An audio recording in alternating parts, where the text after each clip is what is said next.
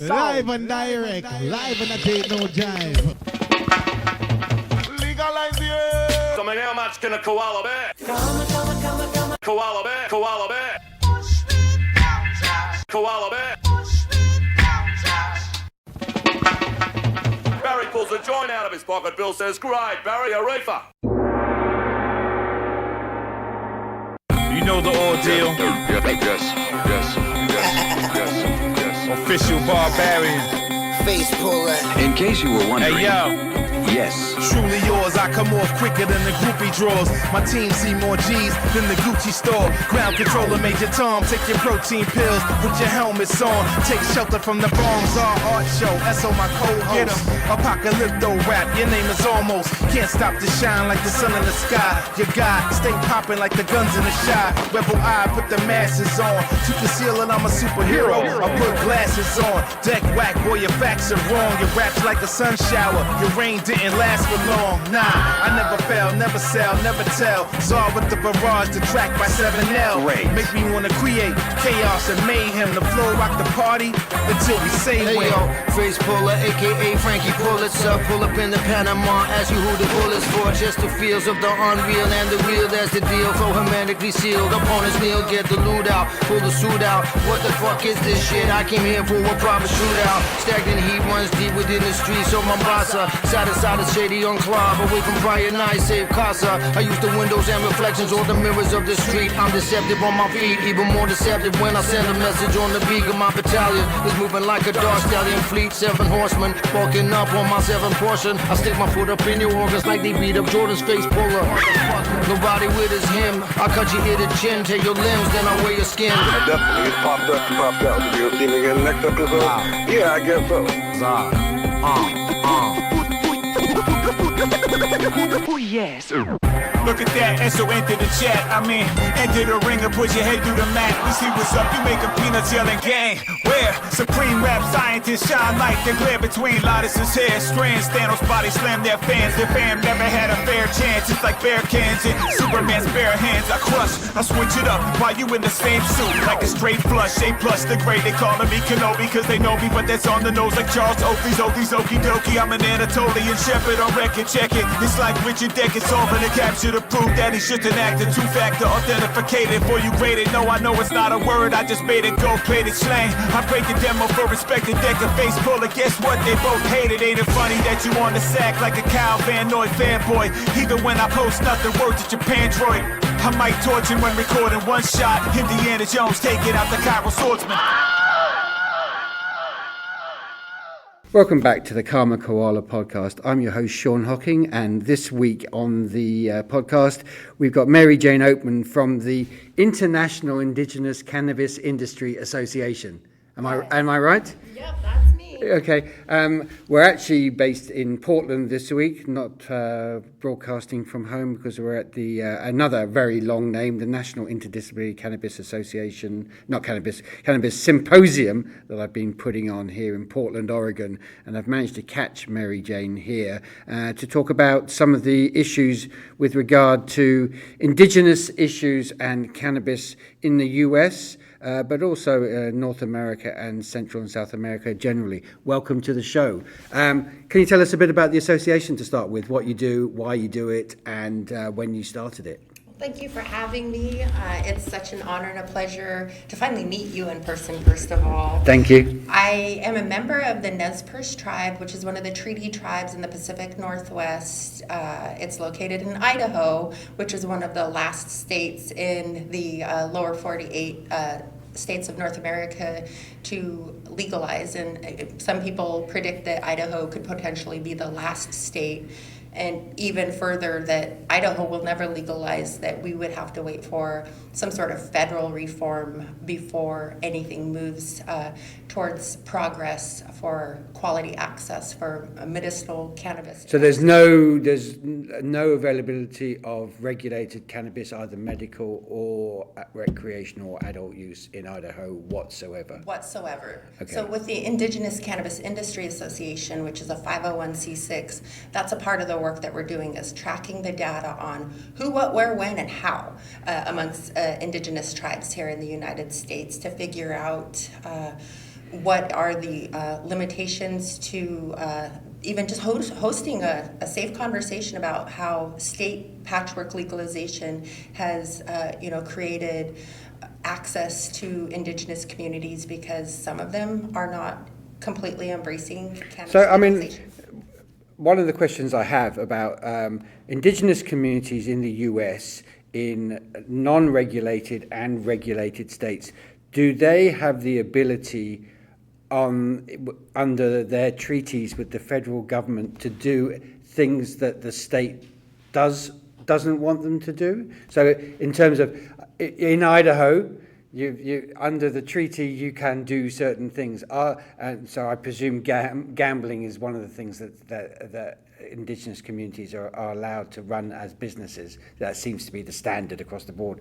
Can you decide on your own whether you can regulate for or mandate for medical cannabis, for example? So that's a really interesting question, because of the unique legal relationship that the tribes in the United States have with the federal government, is that we're legally still wards of the federal government under the Department of Interior, which was formerly the Department of War. Mm-hmm. And within that paradigm, there's a lot of dynamics where tribal nations feel like they have to have permission to be able to do certain things. And one thing that has compounded this issue with cannabis is that the Cole-Wilkinson Memorandum Guidelines also put out guidelines that tribes that reside in a state where there is no legal form of medical or recreational cannabis cannot.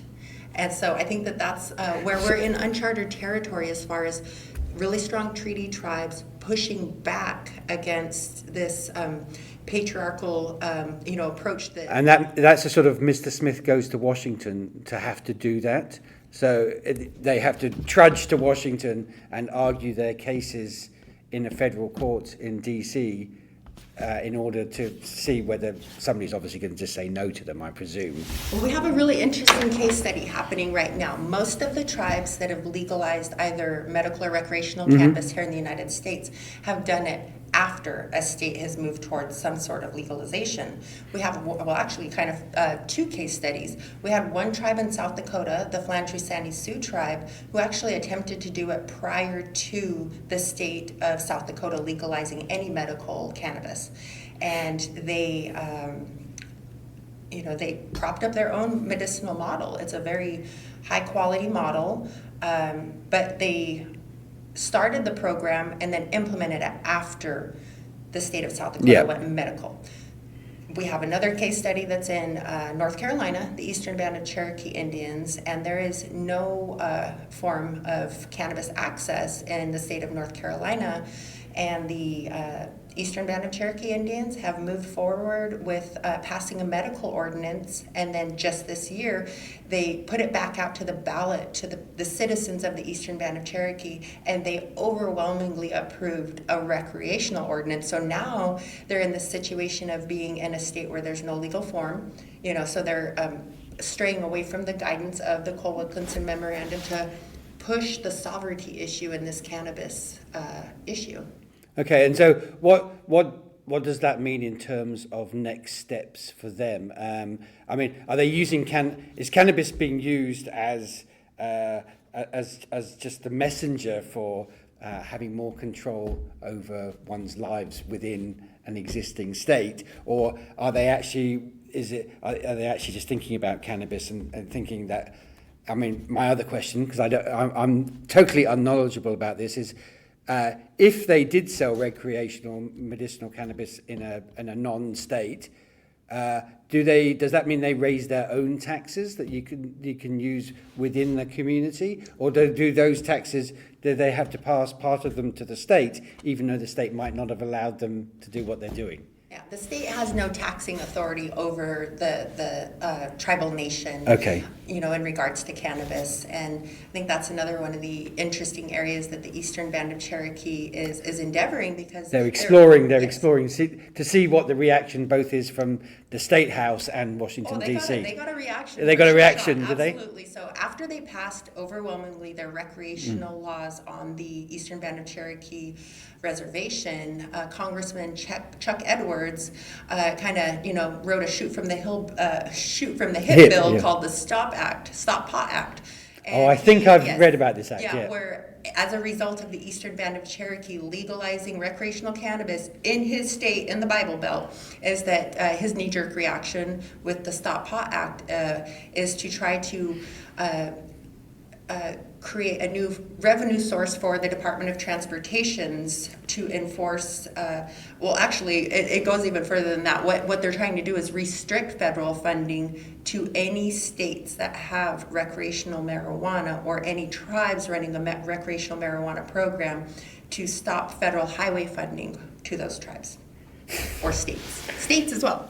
The whole state, as well as it basically forces enforcement up to the governor in order to. And well, the blessing about that is, Congressman Edwards' Stop Pot Act as a freshman congressman didn't get a whole lot of traction, and I think that there were a lot of governors that would seek to push back against a bill such as the Stop Pot Act. So, it also created a lot of awareness for our tribal nations that we need to be working together to lobby for the federal priorities. So is your organization currently the central point for tribal nations around the US to come together, have these discussions, create policy papers, start trying to take arguments to the powers that be, of which I presume in the US there's about 30 sets of powers that be that you have to persuade in order just to get something that other people have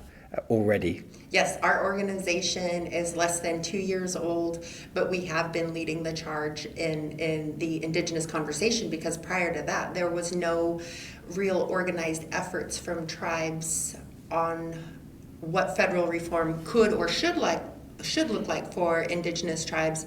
And, organized money, organized power, and organized votes is what moves the beast of Washington, D.C. That's 100% and true. we didn't have a voice there. We didn't have a presence. So on our first year that we launched, within 6 months, we hosted our first D.C. Policy Summit and invited tribal nations in. And, we really need to be in listening mode with our tribes, and, at the same time, running a parallel track of getting those. Because I presume there's as many points of view politically and economically amongst the tribes as there are in any other part of society, correct? Absolutely.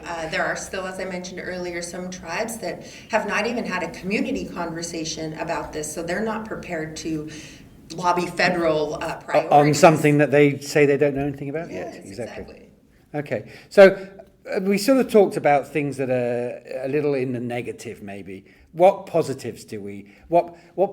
Since you've started the organisation 2 years ago, what positives have you seen for your community and other Indigenous communities throughout, let's say, the US to start with? We can talk about Canada afterwards. I mean, have you seen anything positive, or are we still in struggle mode? We're absolutely seeing positive things, and that's why the ICIA as a nonprofit organization is so important, because now we're serving as that lead organization that can then shine a light on the communities that are running well-regulated cannabis programs very successfully, and the other tribes can learn from their sister tribes how they did start up their program, how they were able to survey their community to move the dial forward to creating laws and ordinances that meet the needs of their community. And are they documenting this so they can train and educate others? Oh, absolutely. We actually just had one of our tribes in Washington State. It's one of the states where they've had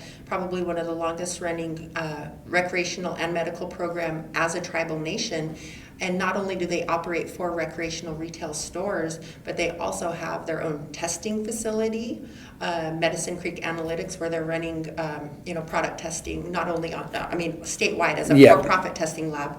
And they also operate Queeville Naturopathic Center, where they're doing research on cannabis efficacy for opioids as well as cancer. And just this year, they released their info. They're taking a proper health approach Absolutely. which some of the states said they would but haven't been doing. So you're actually doing the job properly, and you could be educating some of those who say they should be educating you, I would suggest. Yes, and our populations of Indigenous communities are usually statistically underrepresented in Healthcare. modern Healthcare. and healthcare as well as research. And now the tribes are able to use some of the cannabis revenues that they're To generate that themselves, so Yes. they can create, as is always the way, do it yourself.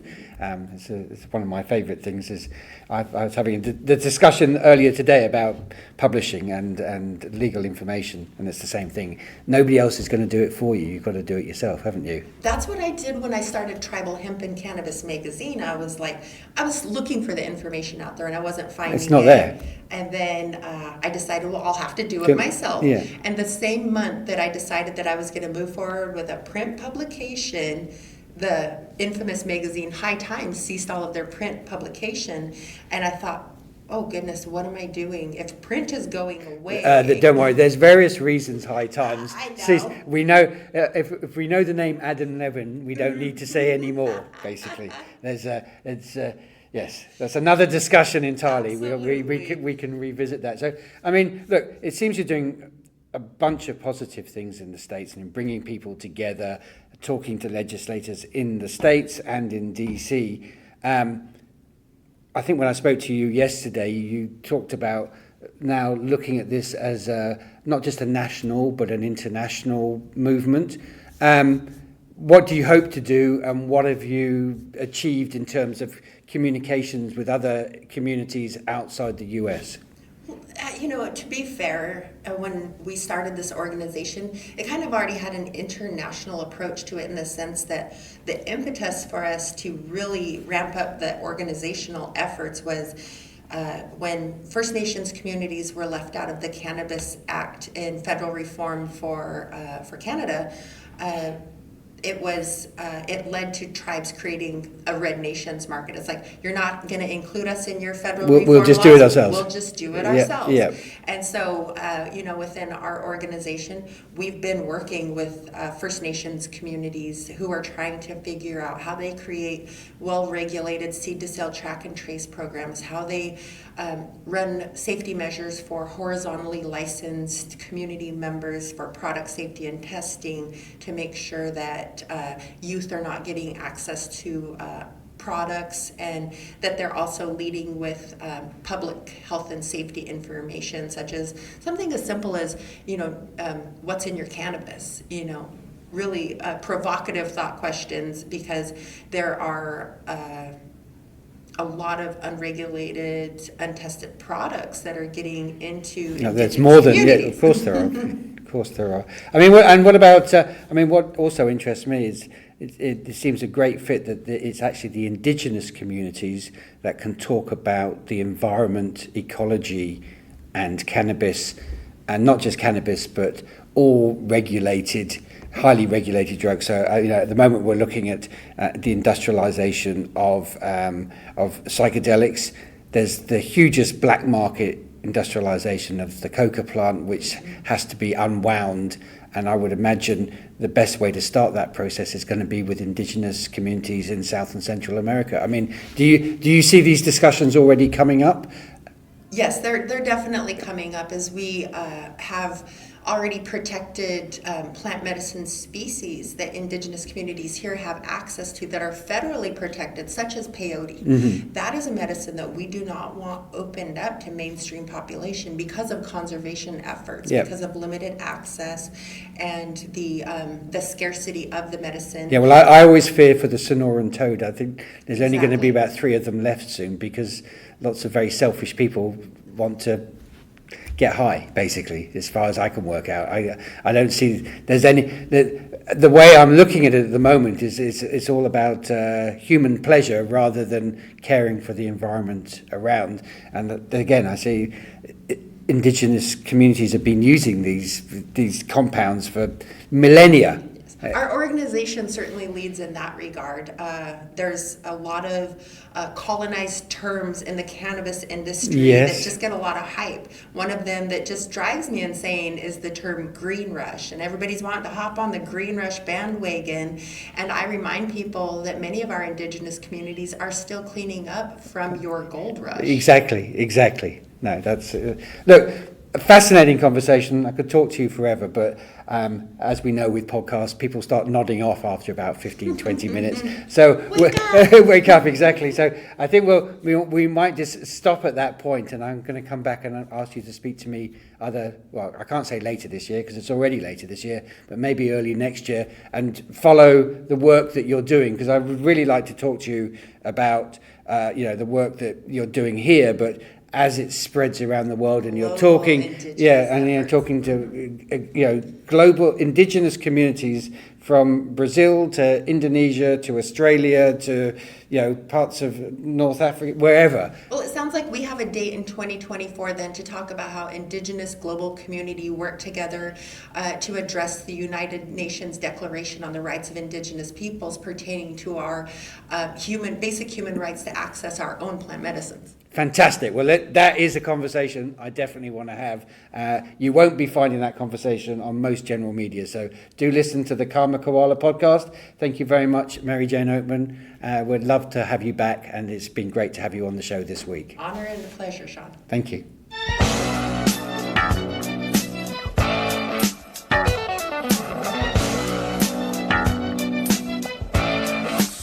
Come here, baby. Mary, I love. Do it, baby.